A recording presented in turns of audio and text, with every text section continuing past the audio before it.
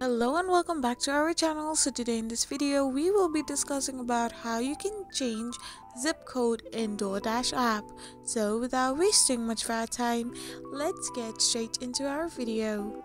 So first of all, to change zip code in Doordash app, all you need to do is simply change your address in your Doordash app, which will automatically change your zip code as well.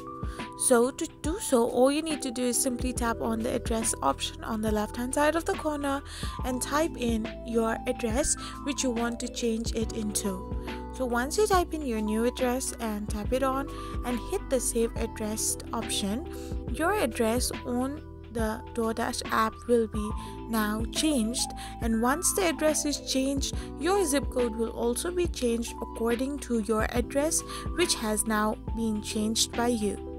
I hope you found this video helpful, so don't forget to hit that subscribe button and do give us a thumbs up. Thank you for watching.